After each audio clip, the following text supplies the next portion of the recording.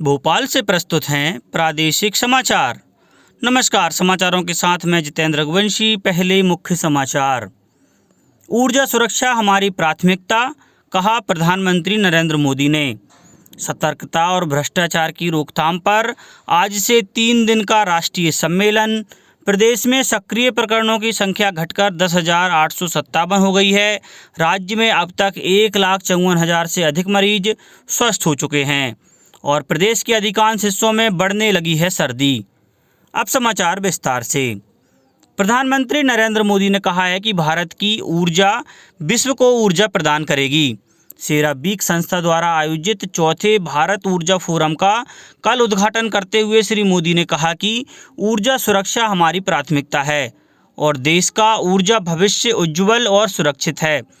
प्रधानमंत्री ने कहा कि आत्मनिर्भर भारत विश्व अर्थव्यवस्था का स्वरूप बदलने में एक महत्वपूर्ण भूमिका निभाएगा।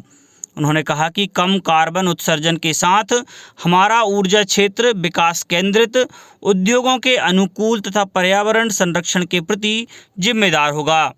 श्री मोदी ने कहा कि भारत घरेलू उड्डयन सेवा के मामले में तीसरा सबसे बड़ा और तेजी से विकास करने वाला उड्डयन बाजार है। प्रधानमंत्री ने कहा कि भारत हमेशा वैश्विक लक्ष्यों को ध्यान में रखते हुए काम करता है और हम विश्व को दिए अपने वचन निभाने में लगे हुए हैं। उन्होंने कहा कि हमारा लक्ष्य वर्ष 2022 तक नवीकरणीय ऊर्जा क्षमता को 175 गीगावाट तक और वर्ष 2030 तक 450 गीगावाट तक करने का है। प्रधानमंत्री ने कहा कि देश की शोधन क्षमता 2025 तक 250 से 400 मिलियन मीट्रिक टन प्रतिवर्ष हो जाएगी। सरकार की प्राथमिकता देश में घरेलू गैस उत्पादन बढ़ाने की है। सतर्कता जागरूकता सप्ताह आज से 2 नवंबर तक मनाया जाएगा। इस वर्ष की थीम है सतर्क भारत समृद्ध भारत। प्रत्येक वर्ष सप्ताह भर का यह आयोजन सरदार वल्लभ भाई पटेल की जयंती तिथि 31 अक्टूबर के उपलक्ष्य में किया जाता है। केंद्रीय अन्वेषण ब्यूरो सीबीआई सतर्कता और भ्रष्टाचार की रोकथाम पर आज से 3 दिन का राष्ट्रीय सम्मेलन आयोजित कर रहा है। प्रधानमंत्री नरेंद्र मोदी आज शाम वीडियो कॉन्फ्रेंस के माध्यम से इस सम्मेलन का उद्घाटन करेंगे। सम्मेलन के दौरान नीति निर्माताओं और इन्हें क्रियान्वित करने वालों को प्रणालीबद्ध सुधार और प्रभावी उपाय लागू करने पर विचार विमर्श का मौका मिलेगा। केंद्रीय मंत्री डॉक्टर जितेंद्र सिंह भी उद्घाटन सत्र को संबोधित करेंगे। प्रदेश की 28 सीटों पर होने वाले उपचुनाव को लेकर उच्चतम न्यायालय ने ग्वालियर हाईकोर्ट के उस फैसले पर स्टे दे दिया है जिसमें रैलियों और सभाओं पर रोक लगाई गई थी। हाई कोर्ट के इस फैसले के खिलाफ चुनाव आयोग ने सुप्रीम कोर्ट में याचिका दायर की थी। वहीं भाजपा के प्रदेश अध्यक्ष विष्णुदत्त शर्मा ने भी सुप्रीम कोर्ट जाने की बात कही थी। उच्चतम न्यायालय ने कहा है कि चुनाव आयोग नियम तोड़ने वालों और कोविड-19 की गाइडलाइन का उल्लंघन करने वालों के खिलाफ कार्रवाई करे। गौरतलब है कि हाई कोर्ट की ग्वालियर पीठ ने अपने आदेश में राजनीतिक दलों को भौतिक सभाएं करने से रोक दिया था, जब तक कि उन्हें जिलाधिकारियों और चुनाव आयोग से यह प्रमाणित नहीं किया गया हो कि वर्चुअल चुनाव अभियान संभव नहीं है। प्रदेश में 28 विधानसभा सीटों पर हो रहे उपचुनाव के प्रचार में जहां तेजी आ गई है और विभिन्न राजनीतिक दलों के नेता और स्टार प्रचारक अपने अपने उम्मीदवारों के पक्ष में आम सभाएं और रैलियां कर रहे हैं, वहीं चुनाव आयोग ने भी निष्पक्ष और शांतिपूर्ण मतदान के लिए अपनी तैयारियां तेज कर दी हैं।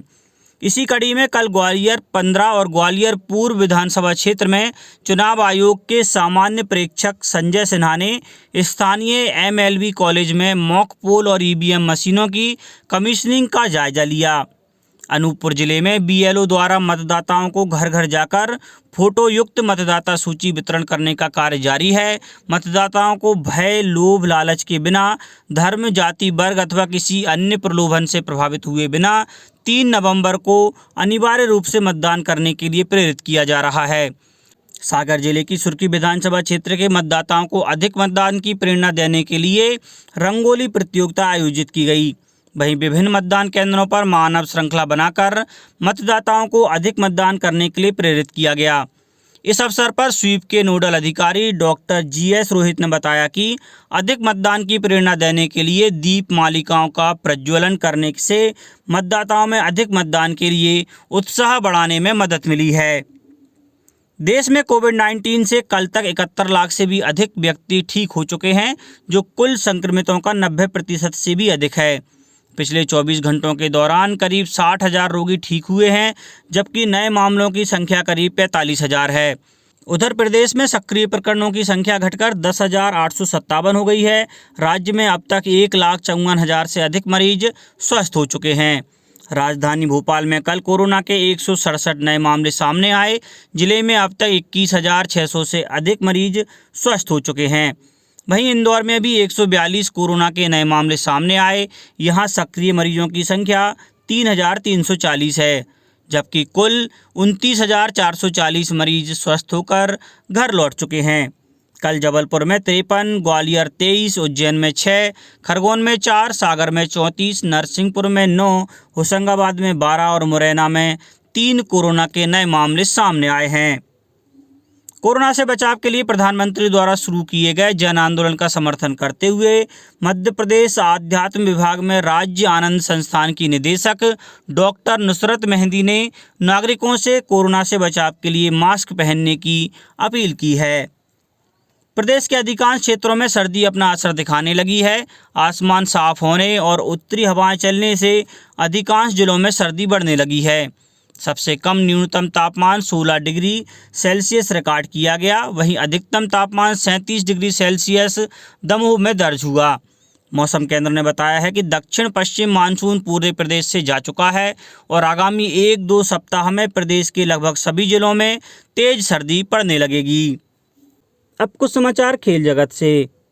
आईपीएल के 13वें सीजन के 46वें मैच में किंग्स 11 पंजाब ने कोलकाता नाइट राइडर्स को 8 विकेट से हरा दिया। सीजन में पंजाब की यह लगातार 5वीं जीत है।